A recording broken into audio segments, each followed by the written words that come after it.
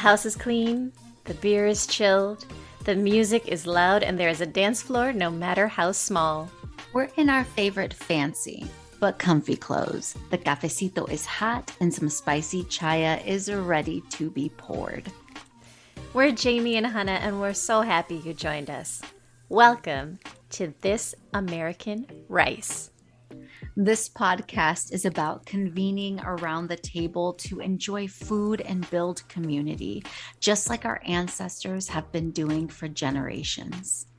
Here we use all of our senses to embrace the intersections of culture and identity in all their messiness, reclaiming our experiences as nourishment to push back against the echoes of manifest destiny. We share stories, practices, lessons learned, and recipes. Even our simplest of pleasures is subversive. We're going to digest together, and you're going to leave with food and seeds to plant. Come, sit, eat, feast on your life.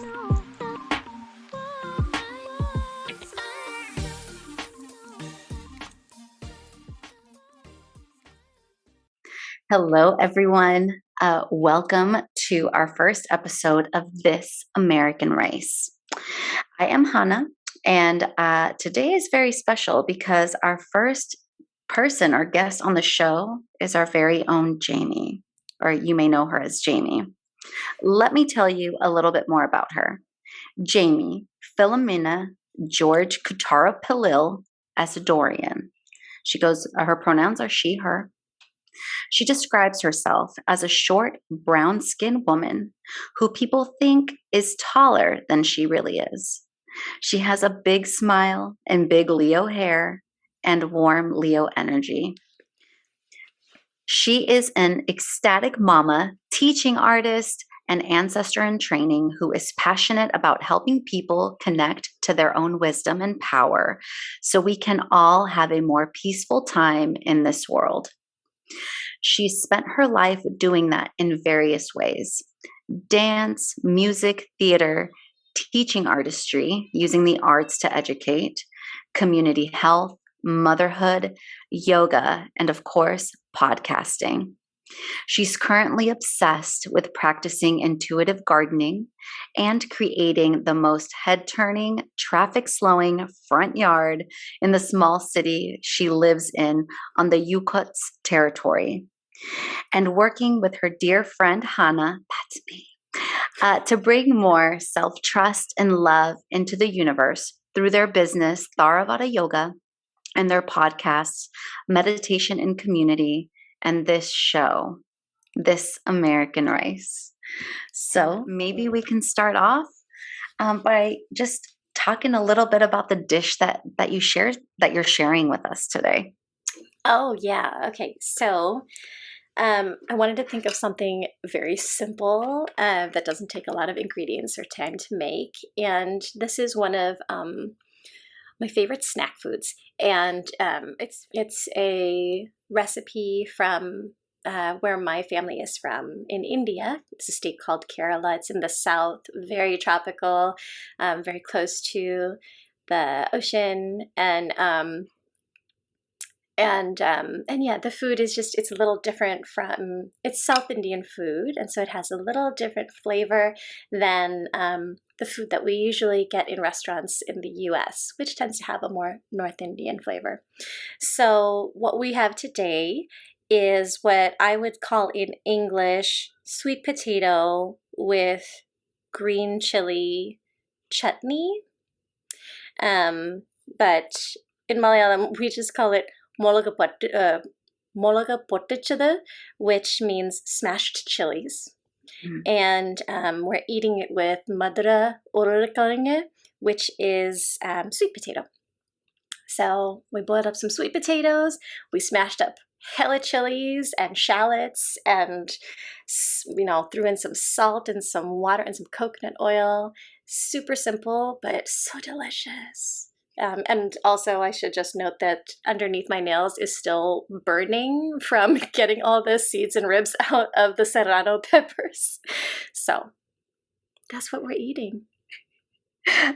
So I'm almost done with mine because I started a little Yes. bit early, and I had a chayote in the refrigerator that just looked like it was going to be Yes. so sad. It was very dry and sad. Mm, And I added it here, added some more of the mm, chutney, and mhm, it's delicious. And mm. I do have to say, Jamie, that the recipe was simple to make. I couldn't find my molcajete, so I ended up having to use a food processor. Mhm. But it did what it needed to do. And Yes. my ancestors came to me while I was also prepping the serrano peppers. That's what Mm, I used too. mhm. And they're like, you're doing this without gloves. And so like my fingertips are also a little bit on fire, and I was scared because I had to do my makeup after. I was like, oh my god, oh my god, I don't know, I like know. burn my face. I was like, I'm so So glad I already did my eye makeup. yeah. But this is really delicious. It's simple, but I think I really like the sweet potatoes with like the fat of like the coconut oil, and Yeah.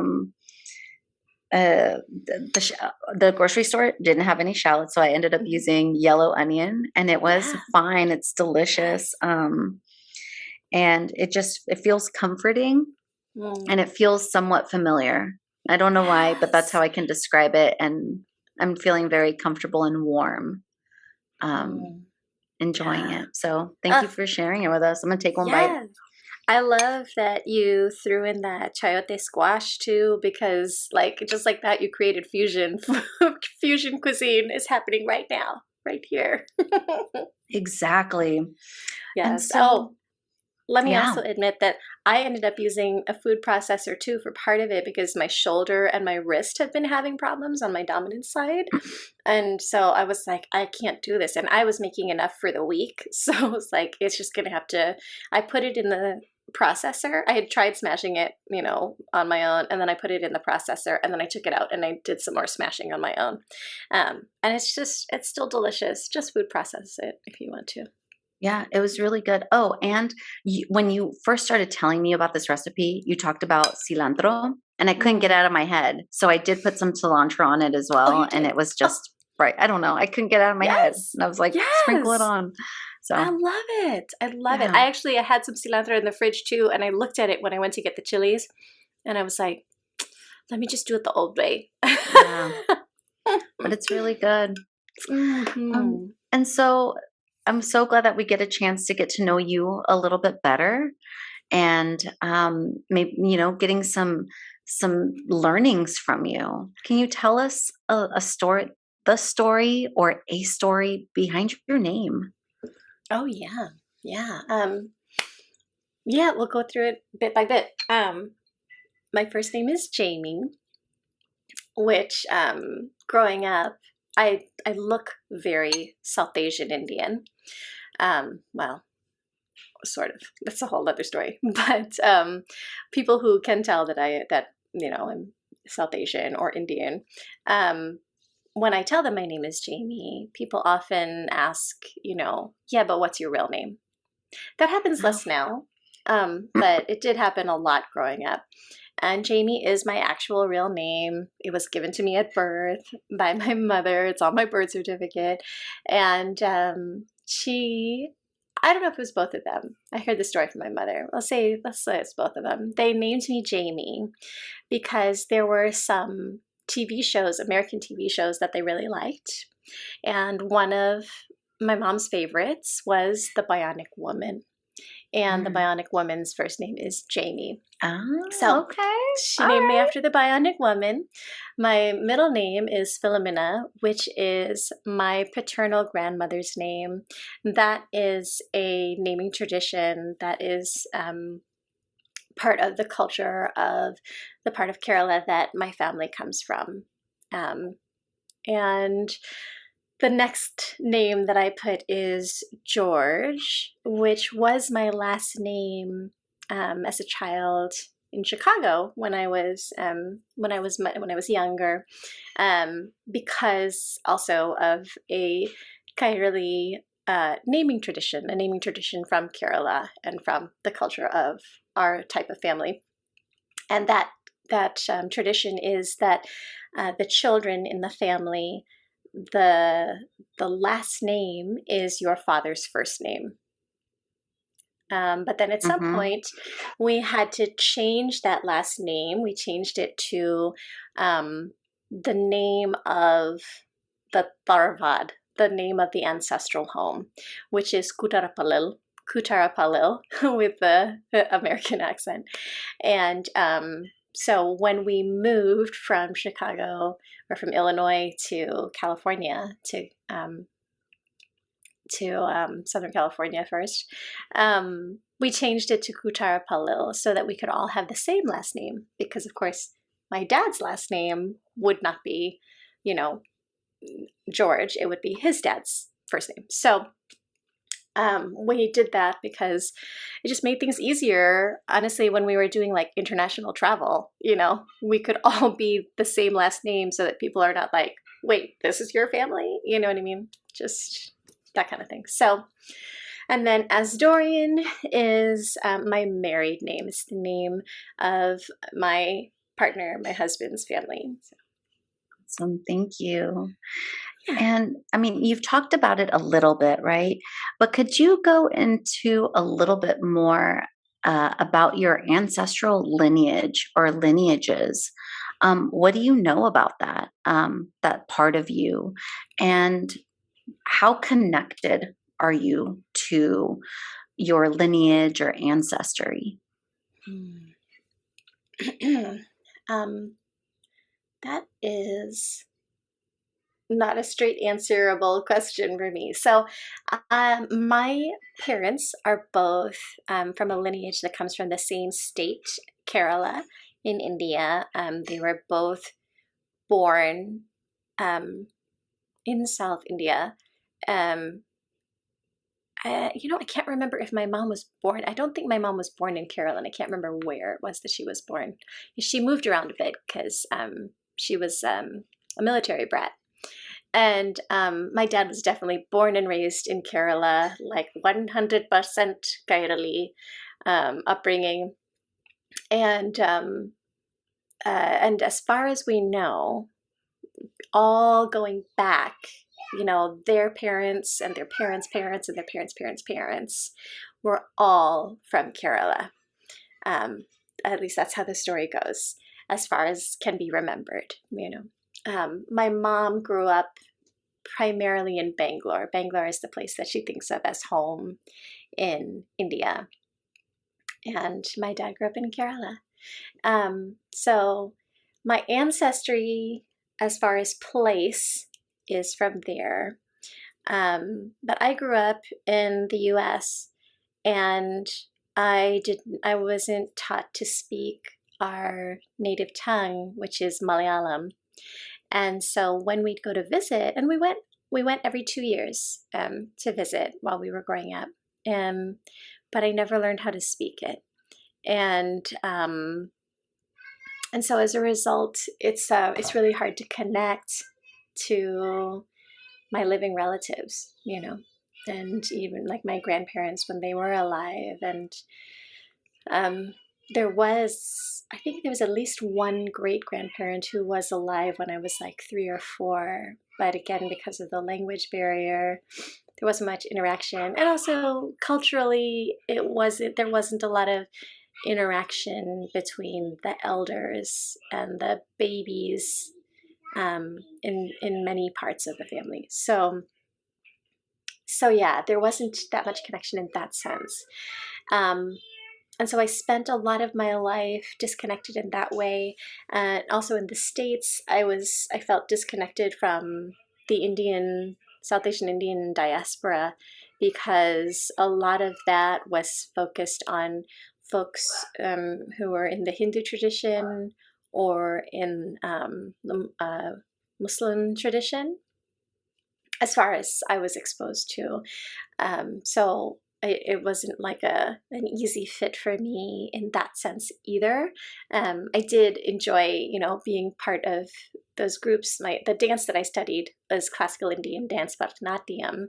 And so it was great to be around other Indian people, but there was still that separation. There weren't many Christian or Catholic Indian people around, to connect to in that way. And, American culture did not support anything other than Hinduism as, sort of the stereotypical religion for South Asian Indians. So there was this like disconnection in that sense. And it really wasn't until 2 years ago, almost 3 years ago, when I decided to take a yoga teacher training.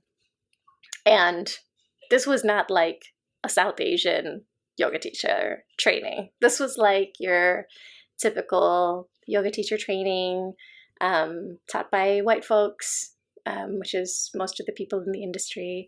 And nevertheless, while studying, I uncovered a really deep connection to my ancestors and began the conversation and began the connection to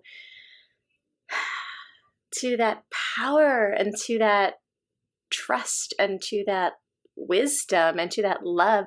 And a lot of it was not some newfound stuff, it was more just this feeling of, I have been having this all this time and even experiencing it sometimes, but I've been sleepwalking it. I haven't been able to notice it. I haven't been able to witness that this is what's happening. And so, yeah, just being able to be fully aware of these types of energy and power in my life has been really new. Just like 2-3 years old, and kind of a game changer for me. It has had a huge effect on our work together with this business and these podcasts. Wow, thank you for sharing. And I'm so curious. You said the word game changer, right? And like thinking about the American experience, right, where we are around folks from all different places. And you just described yourself as, and I'm sorry, I'm putting words in your mouth because you did not specifically say it like this, but you are a child of immigrants, right? Yeah. Coming into the United States and feeling like you're becoming like you are awakened to this amazing connection that you have, right, with your culture, in so many different ways. And you're still here in the U.S. as a resident, a person who was living here. Like, how do you deal? Like, what is that intersection of cultures like we use the term ni de aquí ni de allá, neither here or there. What does that feel like, or what does that look like for you in your life? Well, it depended a lot on where I was, like where I was living, and how much autonomy I had, how much authority I had on myself, how much authority I had over myself. What's the word? There's a word I'm trying to think of. How much sovereignty I had. It really varied based on that. So, in Chicago, and in, my first 3 or 4 years in California. So basically, up until the age I was 14, I felt no sovereignty over myself. And so my feeling of ni de aquí ni de allá was extremely deep. I felt like there was absolutely nowhere that I belonged. I found myself feeling like I should never speak, like ever. And to not talk about ideas or ask questions. And so I ended up not really having anybody that I would think of as a friend at this stage of my life. I was just so terrified of speaking to anyone, children, adults, you know. So and I didn't have connection to the people around me in the States. And then when we would go to India, where the rest of my family feels so comfortable with each other, I was uncomfortable there too. So I couldn't feel comfortable either in the place that my parents were born or the place that I was born. In Chicago, where we lived, it was a suburb, maybe a sub-suburb eventually when I was in school of Chicago.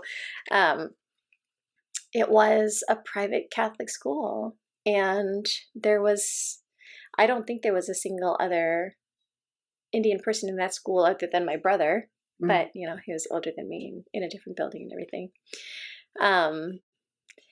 And then when we moved to California, once again, no Indian people in that classroom other than me until my sister came to school there.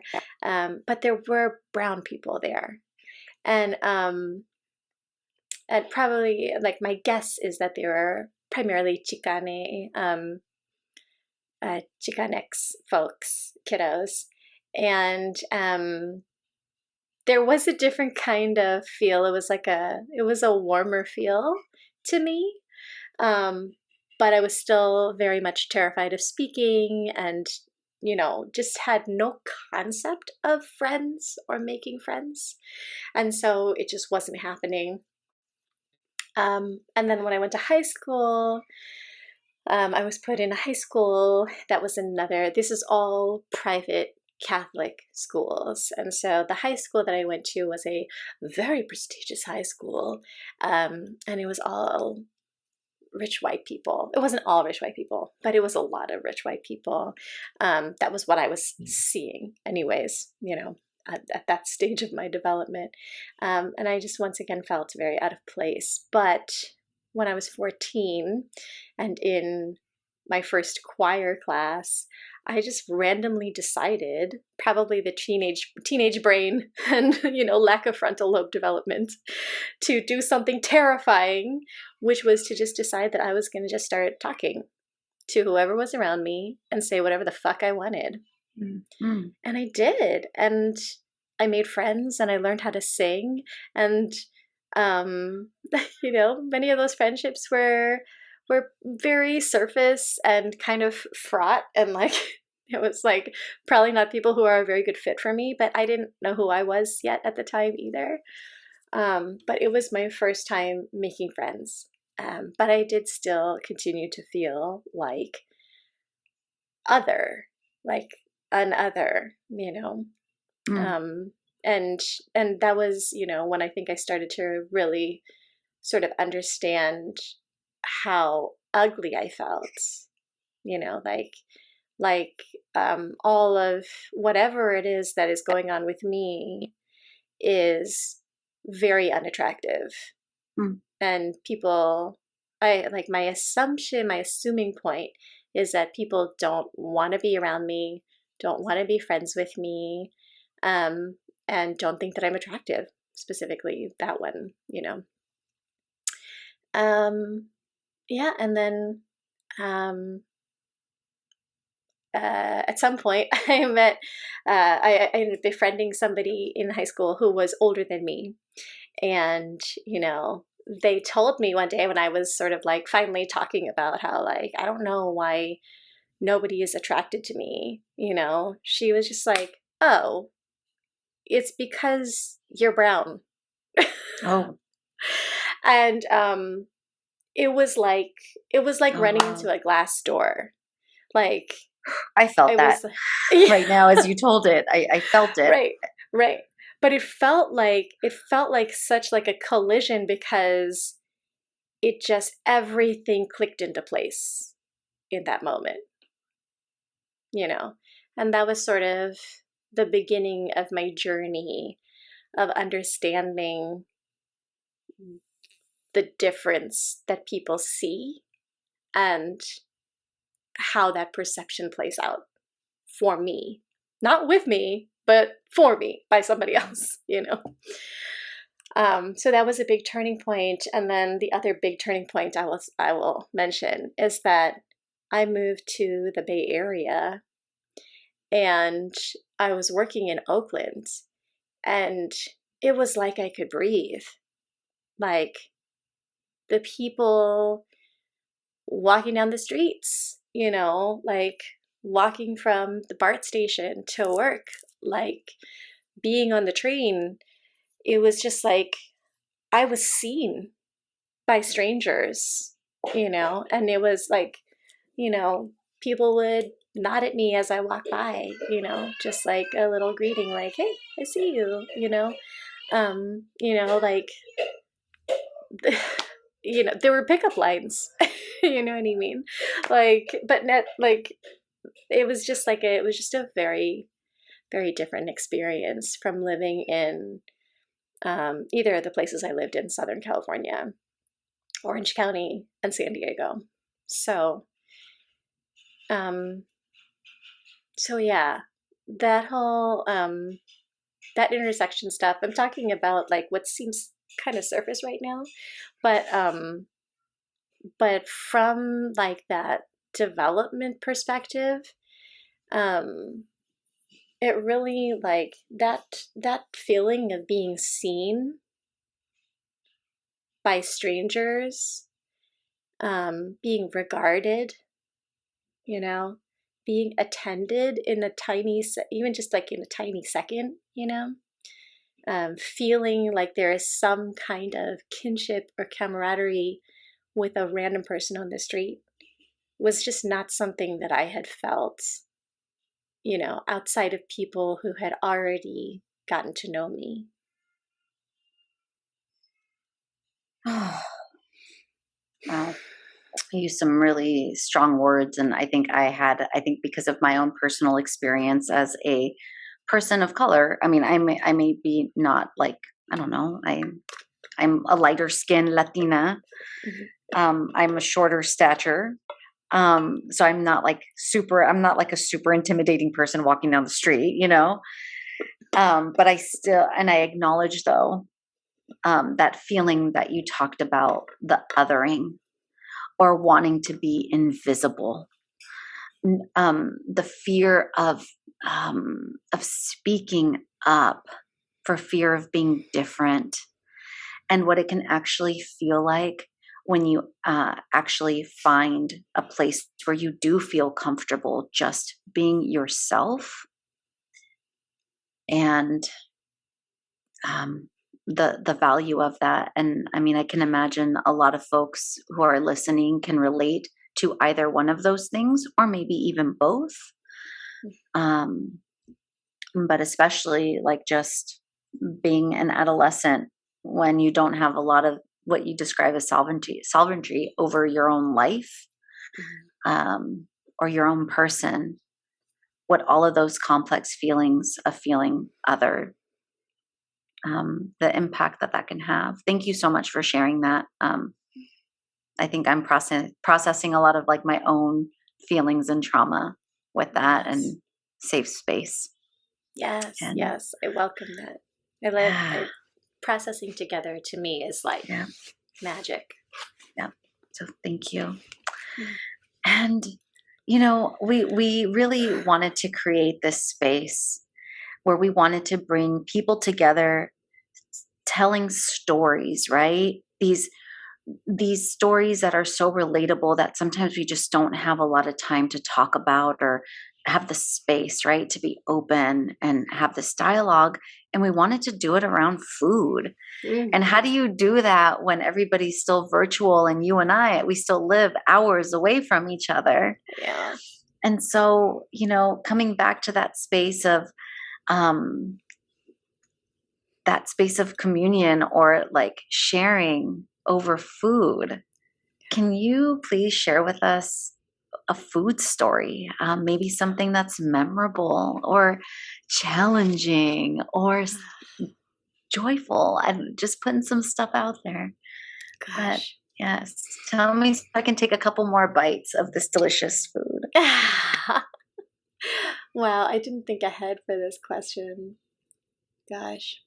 I mean, the first thing that comes to mind is I do remember as a child in elementary school, um, being told that my food smells funny, but my my dad would pack our lunches, and it was always American food. It was like white bread and lunch meat from the deli with some cheese and an apple and like a Hostess snack.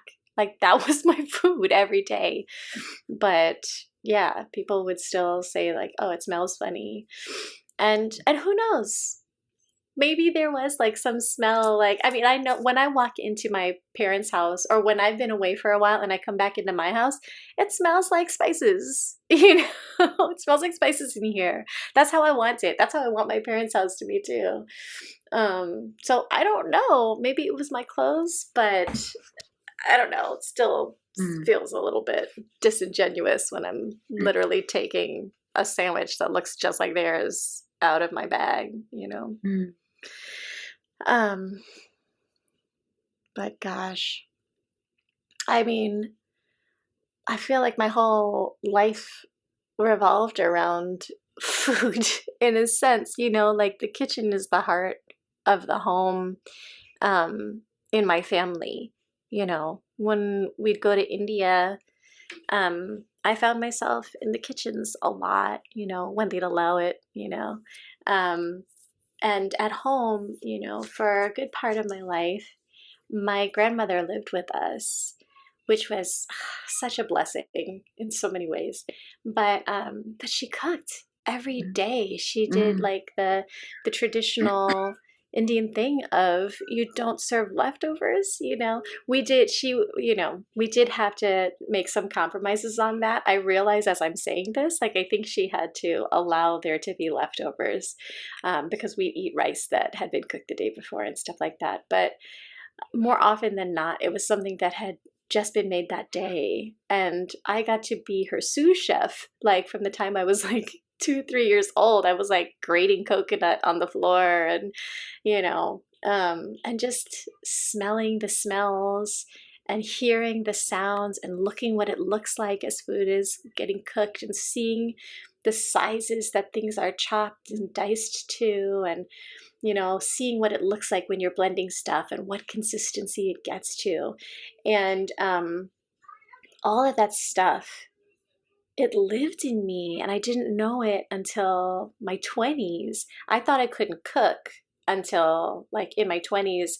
In my in my attempts to ignore all this, you know, all the schoolwork that I had to do when I was in college, I would just turn on Food Network and just lay there, probably depressed and anxious, and just watching the Food Network channel for hours and hours. And like after, you know, who knows how long, I was like, let me just fucking try to make some, you know, beans thorin, you know, like beans smekorti. And I did, and it was good. And then I moved on from there to like chicken curry. Like once you know how to make like anything mekorti, you can make any vegetable in that method of cooking. You know what I mean? And yeah, and my repertoire has been growing since then. And most of my ability to cook these foods well is because of the sense memories that live inside my body, you know, that live in my spirit, you know what I mean? It's why I can look at a really complicated recipe for Indian food, which doesn't usually happen. I think it's usually like me calling my mom and being like, how do you do this? You know? But yeah, it's why I can make it taste right, you know?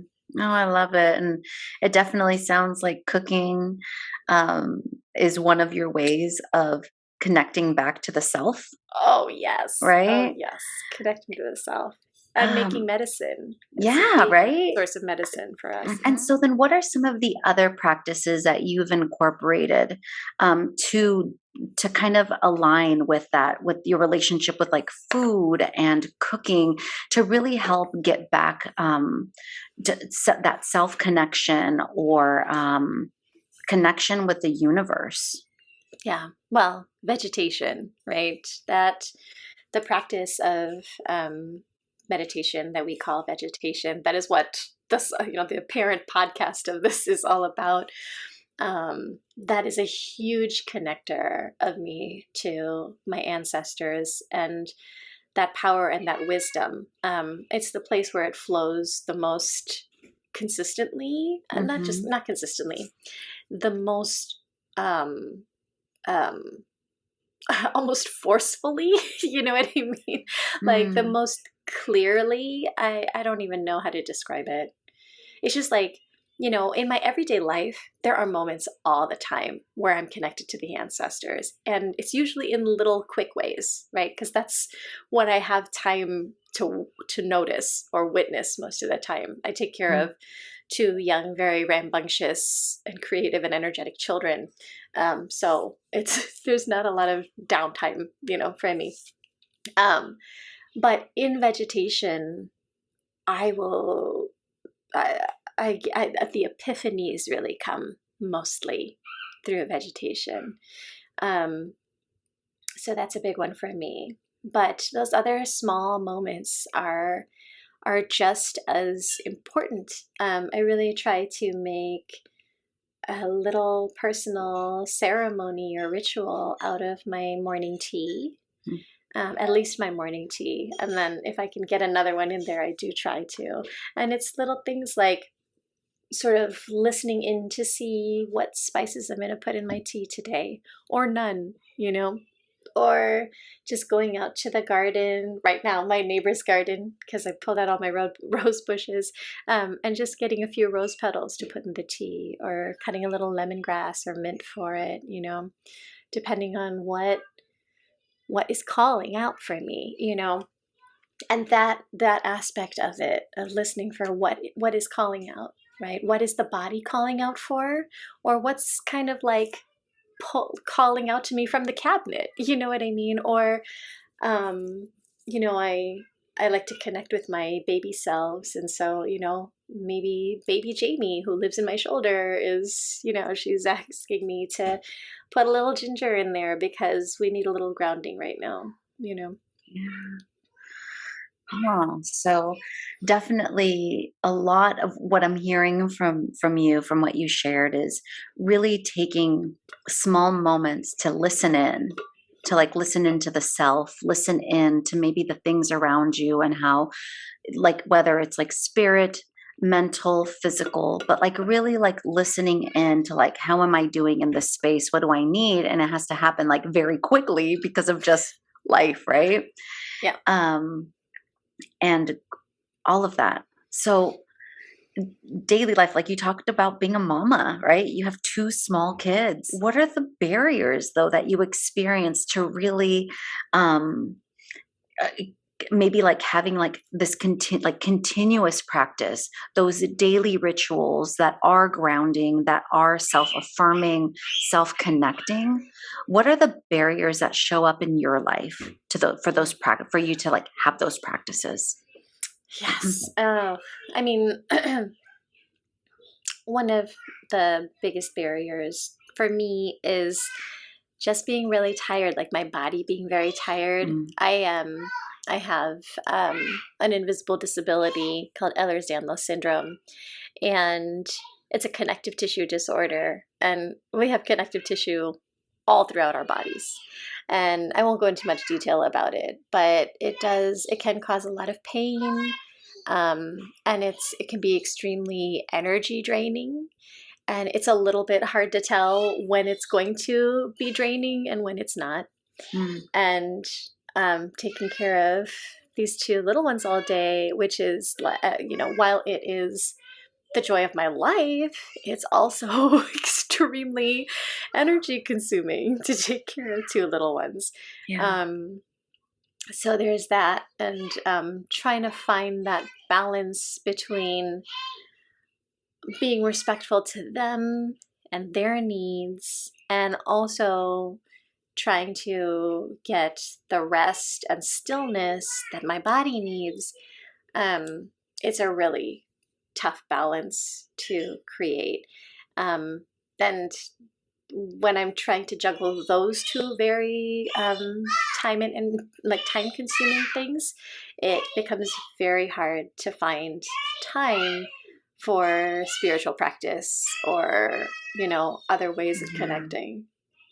You might be able to hear one of them like out there right now. I think there's some kind of a game happening in the hallway right outside this door. Oh, that's real life. Oh my goodness. I think a lot of folks that are listening in, I mean, there's so many podcasts that like just sound so perfect. And I know that when I've listened into like our vegetation podcast or even now this, I'm like, this is real life. Like we got kids, we live in homes, we take care of households. And, I mean, we may have our studio space or office space, but like everything blends, right? Yeah. Things happen, life happens, and it's happening all around us all the time. Yes. Yeah. And so from your experience with all of these practices that you share, the barriers that you've talked about, what have you learned from these? Or like, what are your takeaways that you would like to share with us? Yeah, I mean, the first thing that's coming to mind for me is that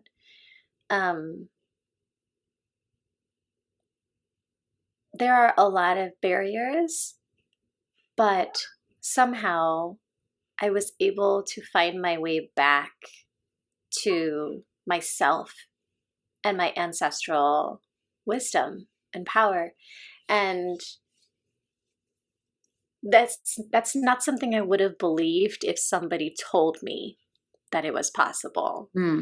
It's not even something I would have noticed if I didn't take a yoga teacher training and have this, sort of acceptable reason to just sit and read the Bhagavad Gita.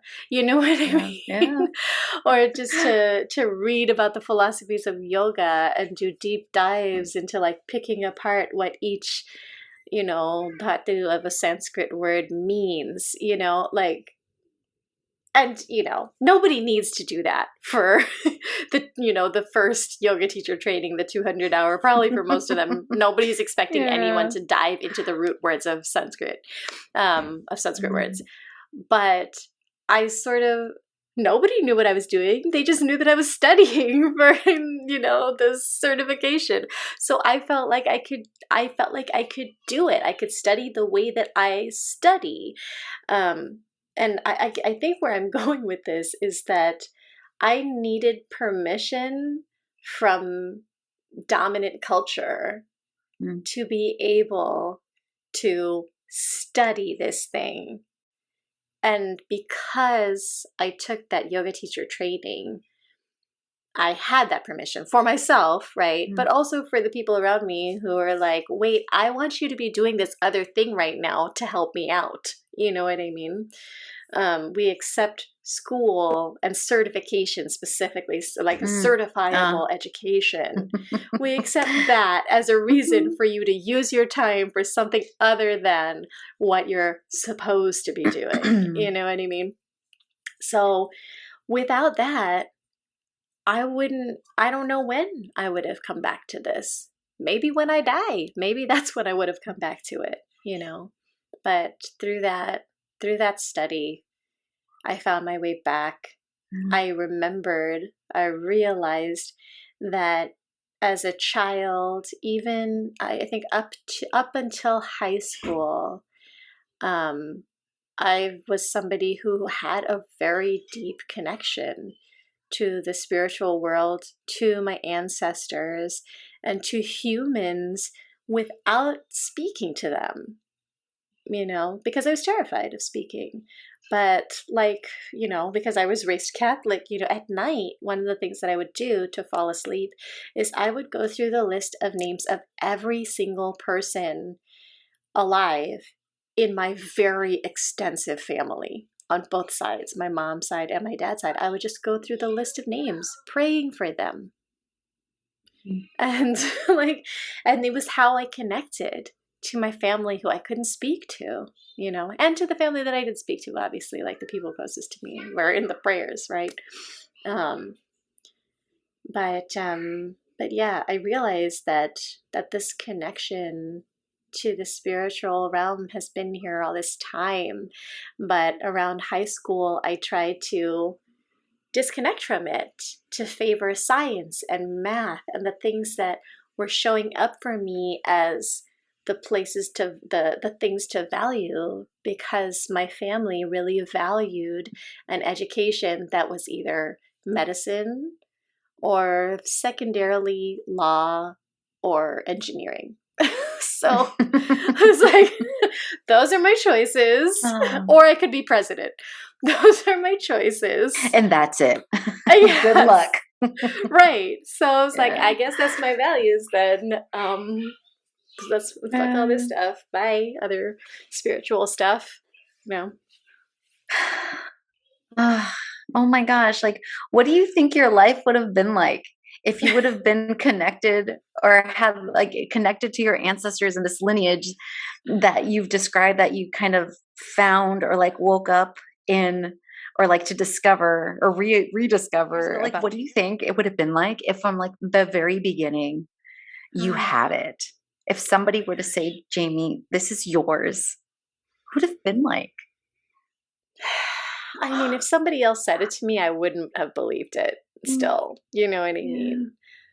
But if it was never washed out of me, it's not washed out. If it was never covered up,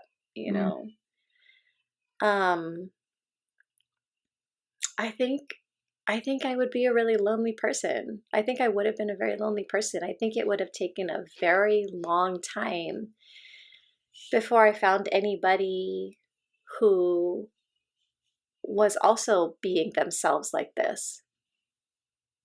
I think that actually would have been extremely damaging for me, because I was already so profoundly lonely going into high school. If I continued to be lonely through high school, I don't know how long I would have been for this world. Because even, once I found friends, there was still a deep depression, and there was a deep sense of loneliness. I still struggle with the feeling of loneliness. Not nearly as much of a struggle as it was before, thankfully. Thanks to amazing therapists and other practices.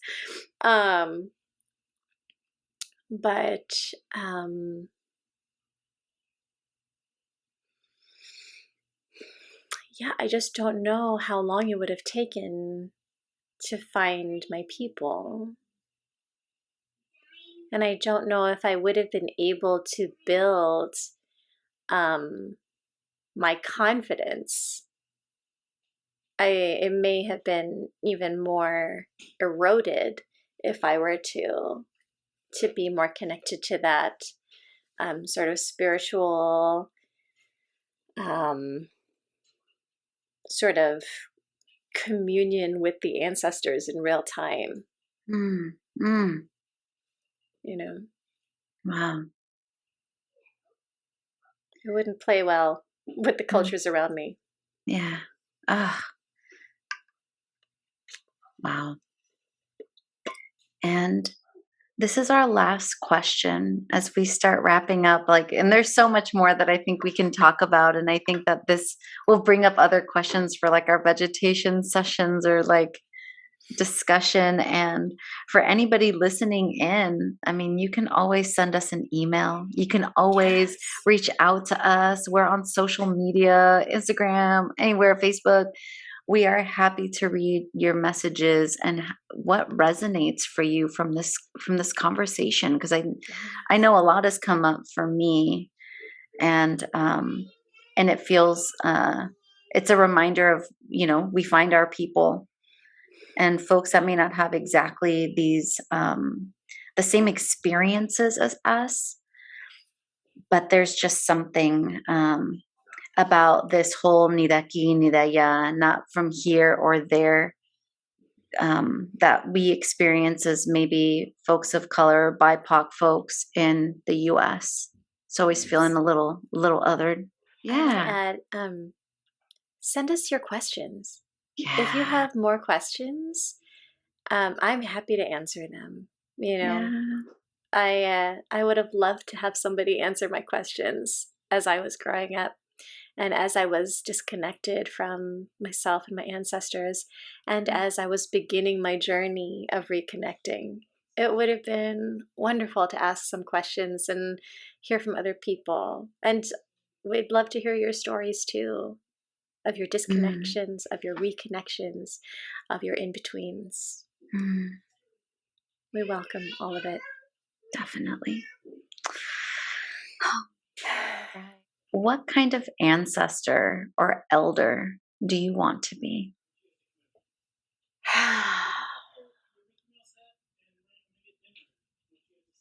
No.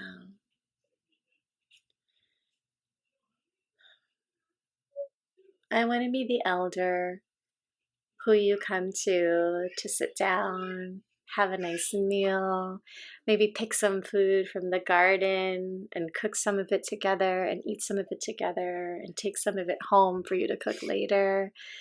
I want to be the ancestor whose house you go to when you need some medicine that comes from the earth.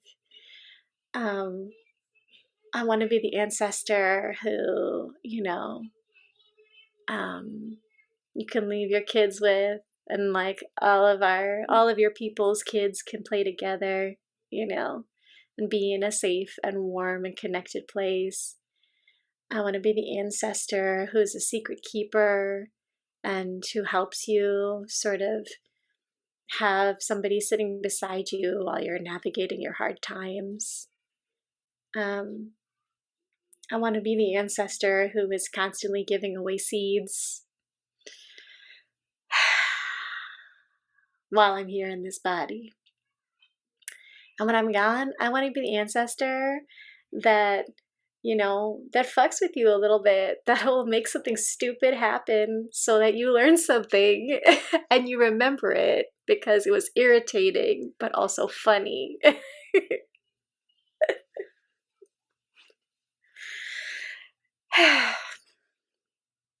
Right, you have me like in tears because like, I don't know, I think I just felt like the presence of all of our ancestors here.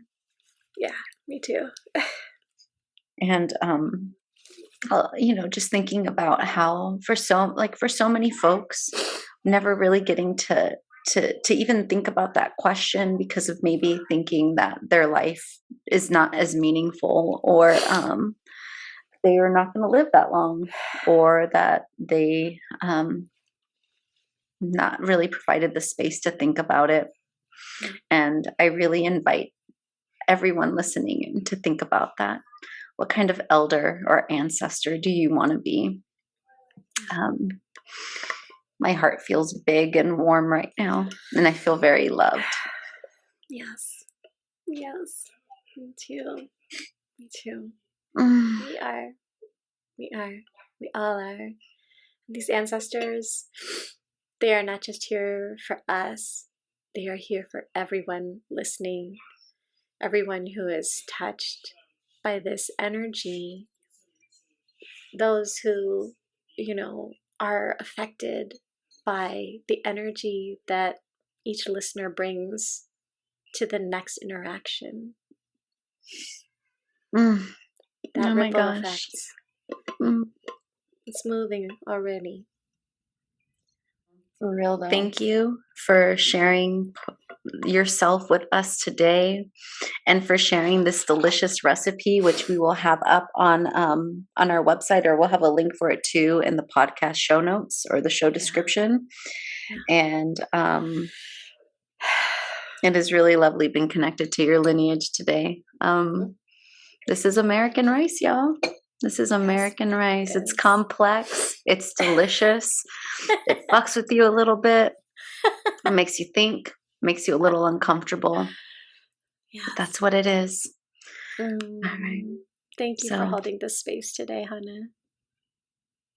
Thank you for the way that you moved us through these questions. I appreciate it.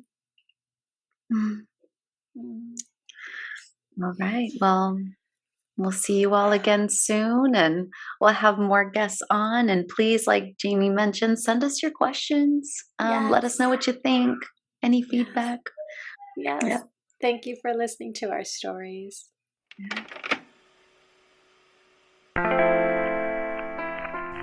Thank you for spending time with us.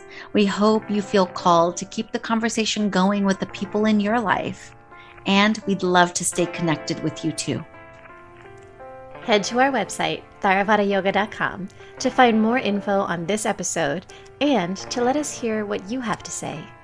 And check out our other offerings to foster nourishing community, wellness, and self-sovereignty. Take good care. Much love.